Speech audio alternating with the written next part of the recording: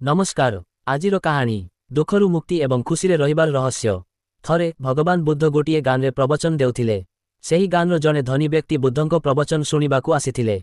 प्रवचन शुणिबा परे से एक प्रश्न पचारिबाकू इच्छा कले, किंतु से समस्तंको सम्मुखरे पचारिबाकू संकोच कले कारण गान्रे तांकर उच्च प्रतिष्ठा थिला। तेणु से समस्तंको जीवा पर्यंत अपेक्षा कले।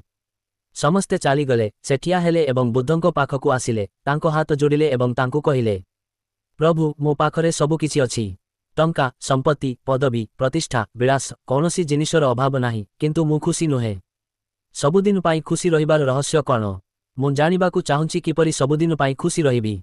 बुद्ध किछि समय पाई नीरव रहिले एवं कहिले, मो सहित जंगल को आस, मु तुमकू खुशी हेबार रहस्य कहिबी। एहा कहि बुद्ध तांकू सांगरे नेई जंगल आडकू चालीगले। बाटरे बुद्ध एक बड़ पत्थर उठाई सेही व्यक्तिंकू देई कहिले, एहाकू धरी चाल। सेही व्यक्ति पत्थरटी उठाई चालिबा आरंभ कले। किछि समय परे तांको हाथ जंत्रणा आरंभ कला, किंतु से नीरव रही चालिबा जारी रखिले। किंतु जेतेबेले बहुत समय बीतीगला एवं जंत्रणा असह्य होईगला, से बुद्धंकू तांको समस्या विषय कहिले। बुद्ध तांकू पत्थरटीकू तळे रखिबाकू कहिले। से पत्थरटीकू तळे रखिबा मात्रे व्यक्ति जनक बहुत आश्वस्ति अनुभव कले। तापरे बुद्ध कहिले, एहा हेउछि खुशी रहिबार रहस्य।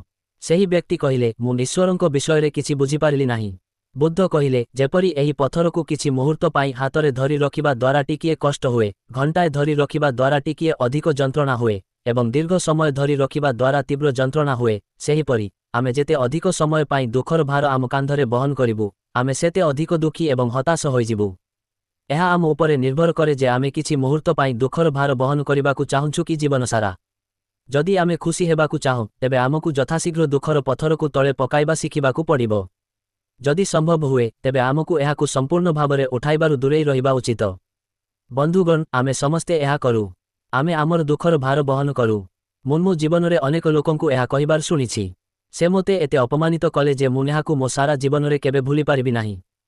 प्रकृतरे जदि तुमे तांकू भूली जाउ नाह, तेबे तुमे निजकू क्षति पहुंचाउछ।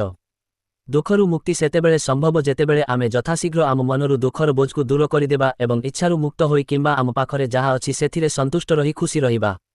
मने रखंतु, प्रत्येक मुहूर्त निज निज भितरे नुआ एवं अतीतर तिक्त स्मृतिकू आम मनरे रखिबा परिवर्ते आमर वर्तमानर मुहूर्तकू पूर्ण भावरे उपभोग करिबा भल। तेणु खुशी रुह, प्रफुल्ल रुह।